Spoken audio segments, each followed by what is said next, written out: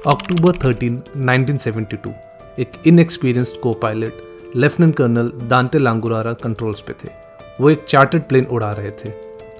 Mistakenly समझते हैं कि उनका वो टर्न आ गया है जहाँ से वो डिसेंट करना शुरू कर सकते हैं, बट इंस्ट्रूमेंट्स की रीडिंग कुछ और कह रही थी।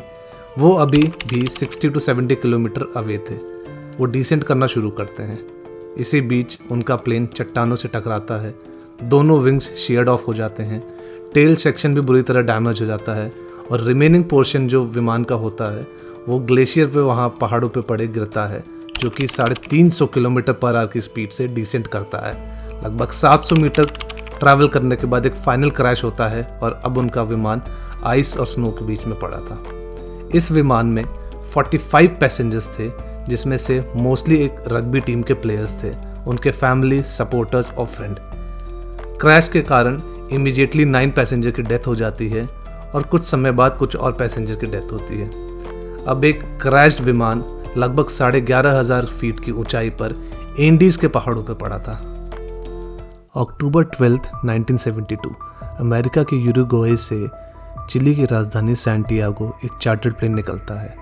यूँ तो ये डिस्टेंस 3 घंटे की थी, बट रास्ते में तूफान आने के कारण पायलट मेंडोजा शहर में ओवरनाइट स्टे का फैसला लेते हैं। मेंडोजा से सैंटियागो यूँ तो डायरेक्ट रूट था जो कि 200 किलोमीटर वेस्ट में था, बट रास्ते में हाई माउंटेन्स जो कि इंडीज़ की पहाड़ी थी, जो लगभग 25,000 से 26,000 फीट की ऊंचाई पे थी, जिसको इस विमान को क्रॉस करना था। बट बाय ऑपरेशनल डिज़ाइन ये विमान 28,000 फीट की मैक्सिमम ऊंचाई को छू सकता था। अब चूंकि ये विमान पूरी तरह से लोडेड था और माउंटेन्स के रिस्क को अवॉइड करने के लिए पायलट डिसाइड करते हैं कि वो डायरेक्ट रूट ना लेके एक यू शेप्ड रूट लेंगे और पहले साउथ में मलार्क की तरफ, साउथ से वेस्ट कुरिको, फिर वेस्ट से नॉर्थ की तरफ सैंटियागो में आएंगे। अब ये डिस्टेंस 200 किलोमीटर से 600 किलोमीटर हो चुका था। अक्टूबर 13 काफ़ी इंतज़ार करने के बाद पायलट्स 2:18 पे दोपहर में मेंडोजा से निकलने का फैसला लेते हैं।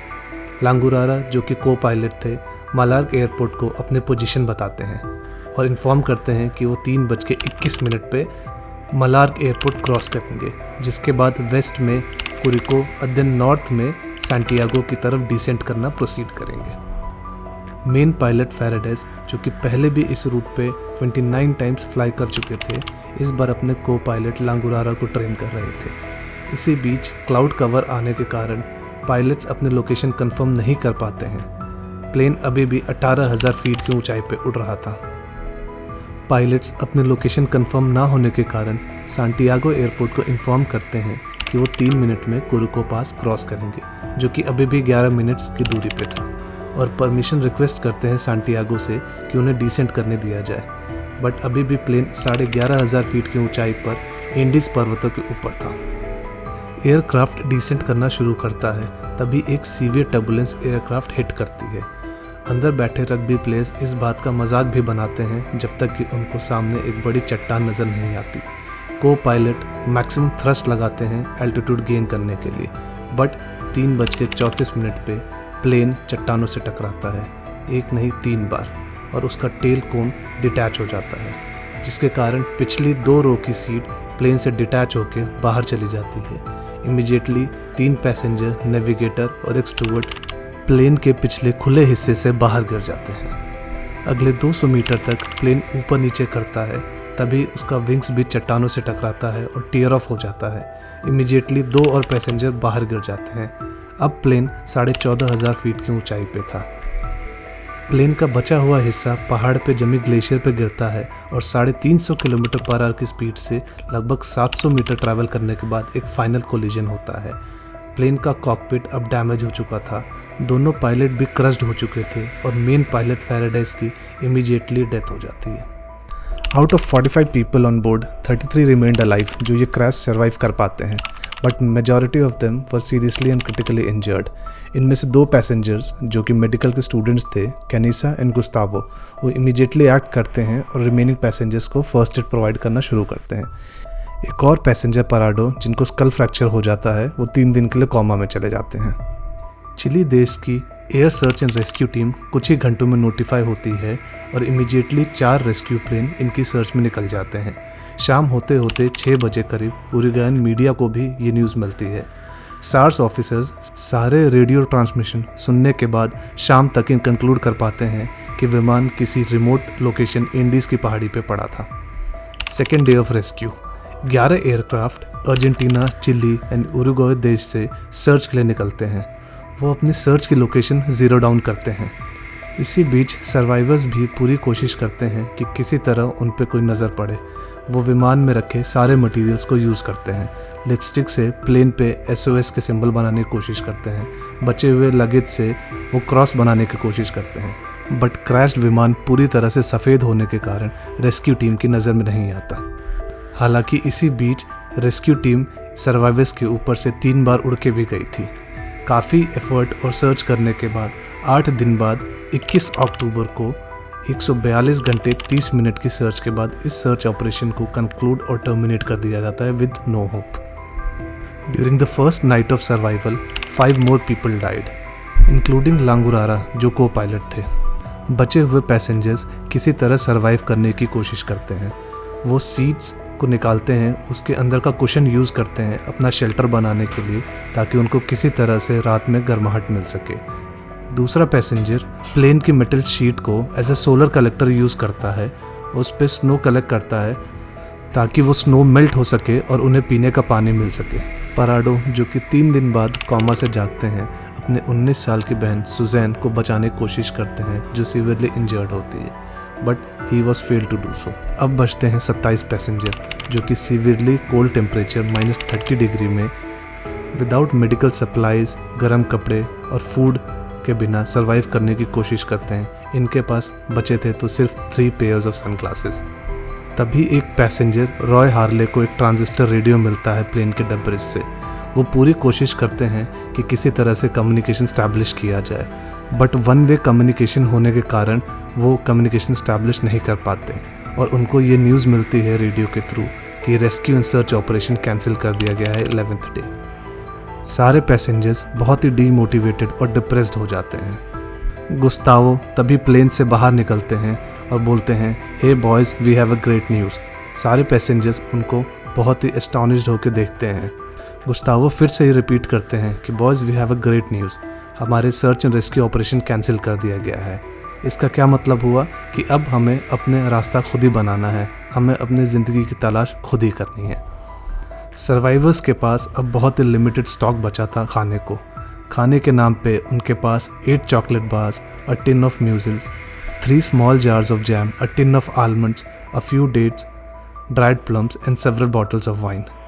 पराडो एक single chocolate covered with peanut को 3 दिन खाते हैं। इतनी स्ट्रिक्ट राशनिंग के बाद भी उनका स्टॉक बहुत तेज़ी से ख़त्म होता है। कोई नेचुरल वेजिटेशन, नो एनिमल होने के कारण उनका स्टॉक हफ्ते भर में ख़त्म होने लगता है, जिसके कारण पैसेंजर्स को प्लेन की सीट्स के लेदर और कॉटन खा के भी गुजारा करना पड़ता है, जिससे बहुत सारे पैसेंजर बीमार होना शुरू हो जाते हैं। पैसेंजर्स के पास अब कोई चारा नहीं बचता, उन्हें सर्वाइवल के लिए बचे हुए डेड बॉडीज़ को खाना पड़ेगा। ये काम बहुत ही मुश्किल था क्योंकि सभी उनमें से या तो फ्रेंड्स थे या तो रिलेटिव। कैनेसा प्लेन का मिरर यूज़ करते हैं फ्लैश को काटने के लिए और पहला फ्लैश वही खाते हैं। उनको देख के बाकी पैसेंजर्स की भी हिम्मत होती है ये करने की। बचे हुए पैसेंजर कुछ दिन बाद ये करने को मजबूर हो जाते हैं क्योंकि उनके पास कोई ऑप्शन नहीं बचता। पराडो अपने सिस्टर और अपनी मदर का कॉप्स प्रोटेक्ट कर लेते हैं and they were never eaten. अभी ये मुसीबत टली ही नहीं थी कि 17 दिन बाद मिडनाइट ऑफ 29 अक्टूबर एक अवलांच हिट करता है एयरक्राफ्ट को। सर्वाइवर्स सो रहे होते हैं और ये अवलांच पूरी तरह से प्लेन को स्नो से भर देता है। 8 और पैसेंजर्स की डेथ हो जाती है और सून आफ्टर वो रियलाइज़ करते हैं कि उन्हें अब ब्रीथ करने के लिए भी एयर नहीं बचा है। तभी पराडो को एक मेटल पोल मिलता है लगेज से। वो इनमें से विंडो के थ्रू बर्फ़ काट के एक होल बनाते हैं जिससे उनको वेंटिलेशन मिल सके। बड़ी मुश्किल से 31 अक्टूबर की मॉर्निंग में वो एक टनल बना पाते हैं जिससे कि वो बाहर निकल सके, बट बाहर अवलांच ने पूरा डेब्रिस क्रिएट कर रखा था, तो उन्हें सेफ रहने के लिए बचे हुए प्लेन के पोर्शन में ही रहना पड़ेगा। 3 दिन तक सारे पैसेंजर्स उसमें ट्रैप्ड रहते हैं, 1 मीटर चौड़ी बर्फ़ की चादर और कुछ डेड बॉडीज़ के साथ। बचे हुए सर्वाइवर्स डिस्कस करते हैं और सोचते हैं कि अब एक ही तरीका है यहाँ से निकलने का, और वो है ये माउंटेन्स क्लाइंब करने का। को पायलट के डाइंग स्टेटमेंट के मुताबिक विमान कुरी को पास कर चुका था, मतलब चिली अब कुछ ही किलोमीटर दूर है वेस्ट में। ये मानना था बचे हुए सर्वाइवर्स का, बट एक्चुअली वो 89 किलोमीटर ईस्ट में अभी भी डीप इंडीज़ में थे। सेल्फ रेस्क्यू एक्सपीडिशन शुरू होता है। सारे पैसेंजर्स द्वारा कैनेसा, पराडो, विजेंटिन को ये रिस्पॉन्सिबिलिटी दी जाती है कि वो बाहर से जाकर हेल्प लेकर आएँ, और इसी वजह से उनको कुछ extra ration, warmest clothes allocate किए जाते हैं। डेली मैनुअल लेबर जो कि एसेंशियल था उस समय सर्वाइवल के लिए, उससे भी उनको एग्जम्पशन मिलती है।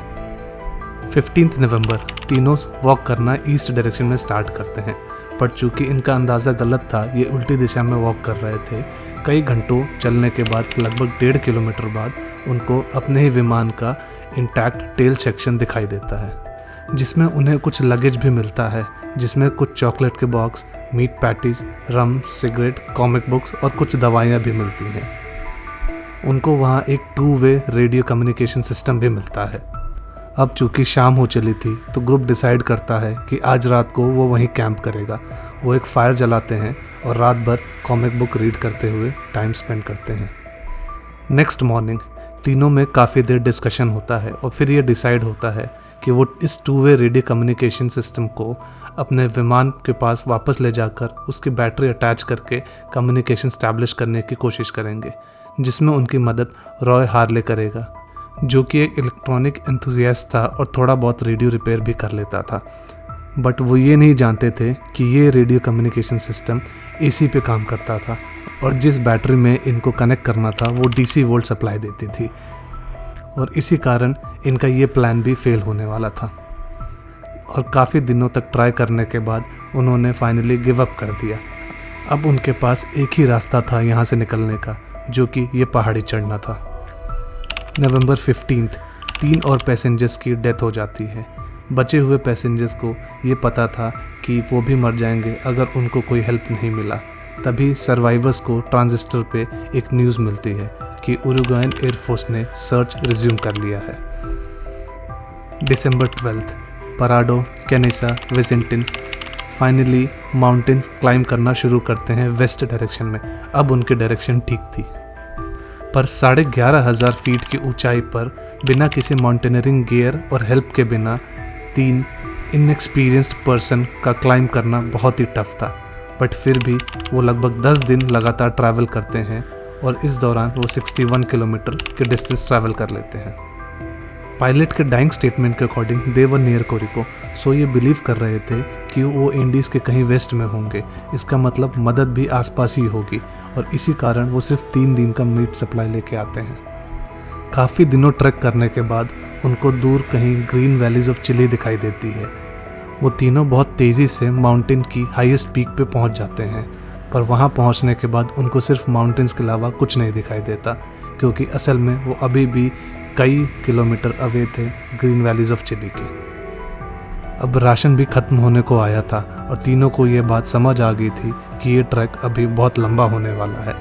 इसी कारण विजेंटिन डिसाइड करते हैं कि वो क्रैश साइट पर इमीडिएटली वापस जाएंगे और बचा हुआ रिमेनिंग पोर्शन बाकी दोनों को दे देंगे, सो दैट ये ट्रैक आगे भी कंटिन्यू किया जा सके। विजेंटिन क्रैश साइट पर सिर्फ 1 घंटे में पहुंच जाते हैं, क्योंकि ये डाउनहिल था और इसी को चढ़ने में इनको कई दिन का टाइम लगा था। पराडो और कनीसा अपना ट्रैक कंटिन्यू करते हैं। काफ़ी घंटे चलने के बाद भी उन्हें सिर्फ स्नो ही स्नो दिखाई देता है, और वो दोनों भी होपलेस हो जाते हैं और ये मान के चलते हैं कि अब यही अंत है। बट तभी पराडो को 2 छोटी चट्टानों के बीच वेस्टर्न होराइजन में कुछ स्नो कम दिखा, और वहाँ पे एक वैली दिखी। पराडो को यकीन हो चुका था कि अब निकलने का रास्ता यहीं से है। उन्होंने होप अपना वापस रीगेन किया और कनीसा को भी अग्री किया कि वेस्ट डायरेक्शन में आगे चलना चाहिए। वैली की तरफ बढ़ते हुए पराडो कनीसा से कहते हैं that we may be walking to our deaths, but I would rather walk to meet my death than wait for it to come to me. ये बहुत ही इमोशनल वक्त था। कनीसा भी अग्री करते हैं और कहते हैं we have been through this so much, now let's go and die together. और दोनों फिर वैली की तरफ बढ़ते हुए नीचे उतरना शुरू करते हैं। काफ़ी दिनों तक वैली में ट्रैक करने के बाद उनको एक रिवर दिखाई देती है और फिर और आगे चलने के बाद कुछ और साइंस दिखाई देते हैं जो ये इस्टेब्लिश करते हैं कि वहाँ पे ह्यूमंस हो सकते हैं, जैसे कि कुछ गाय। बट वो अब काफ़ी थक चुके थे और डिसाइड करते हैं कि अब यहीं पे इवनिंग बिताई जाए और रेस्ट किया जाए। वो कुछ लकड़ियाँ इकट्ठा करते हैं फायर जलाने के लिए। तभी उन्हें 3 घुड़सवार रिवर के उस तरफ दिखाई देते हैं। पराडो ज़ोर से चिल्लाते हैं हेल्प के लिए, बट रिवर का शोर तेज़ होने के कारण कम्युनिकेशन स्टैब्लिश करना मुश्किल था। तभी उनमें से एक ने पराडो को देख लिया था। वो ज़ोर से इशारों में चिल्लाता है टुमारो मॉर्निंग और वापस चला जाता है। अगले दिन वो घुड़सवार वापस आते हैं, बट इस बार उनके हाथ में एक पेपर और पेन था। वो कुछ लिखते हैं, एक पत्थर में रैप करते हैं और रिवर के उस तरफ फेंक देते हैं। ये एक मैसेज था पराडो के लिए। पराडो उस पेपर और पेन को उठाते हैं और उसमें मैसेज लिखना शुरू करते हैं। अपनी आप बीती सुनाते हुए वो ये भी लिखते हैं कि वो बहुत ही कमज़ोर हो चुके हैं और अब बात भी नहीं कर सकते और कब मदद आएगी इसकी अपील करते हैं, और उस कागज़ के नोट को उस पत्थर से लपेट के वापस फेंक देते हैं।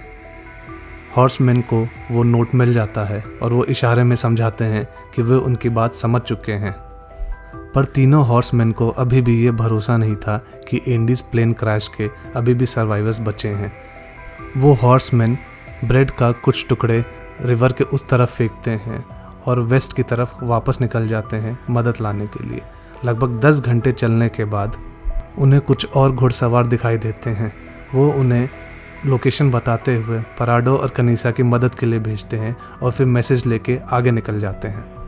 वहाँ एक पुलिस स्टेशन में वो ये मैसेज पहुँचाते हैं और वो पुलिस स्टेशन इसको चिली आर्मी कमांड को रिले कर देता है, जो इंटर्न आर्मी हेडक्वार्टर सांटियागो में ये न्यूज़ पहुँचा देते हैं। मीनवाइल पराडो और कनीसा को हॉर्स बैक पे लॉस मेंटेस लाया जाता है, जहाँ पे उन्हें मेडिकल एड, फूड और रेस्ट दिया जाता है।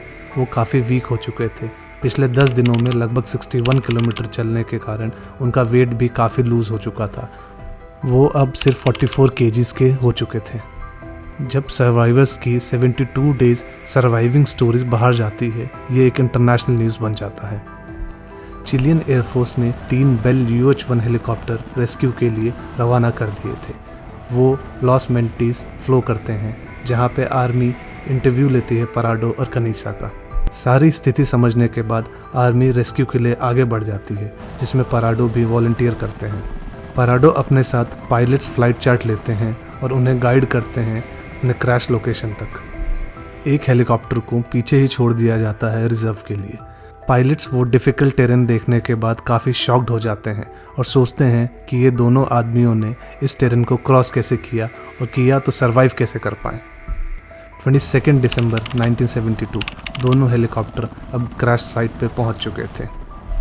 काफ़ी difficult climatic conditions, weight limits और अल्टीट्यूड होने के कारण हाफ ऑफ द सर्वाइवर्स को ही हेलीकॉप्टर में वापस ले जाया गया। 4 क्रू मेंबर वहीं पे रुक जाते हैं उनको मोटिवेट करने के लिए। अब बचे हुए 7 सर्वाइवर का रेस्क्यू बचा था। बचे हुए सर्वाइवर्स की ये आखिरी रात थी यहाँ पे। अगले ही दिन हेलीकॉप्टर्स फिर आ गए उनको लेने के लिए। हेलीकॉप्टर्स ने सबको कैरी किया और सांटियागो के हॉस्पिटल तक ले गए, जहाँ पे उनको मेडिकली एग्जामिन किया गया और सारे टेस्ट करने के बाद मेडिकल सपोर्ट प्रोवाइड किया गया। 23 दिसंबर 1972 क्रैश के 2 महीने बाद इस रेस्क्यू ऑपरेशन को पूरा किया गया। ये कहानी है उम्मीद की। अगर कोई चाह ले तो कुछ भी काम नामुमकिन नहीं है। धन्यवाद दोस्तों। ऐसी और कहानियाँ हम आपके सामने लेके आते रहेंगे। हमारा चैनल लाइक और सब्सक्राइब करना ना भूलें।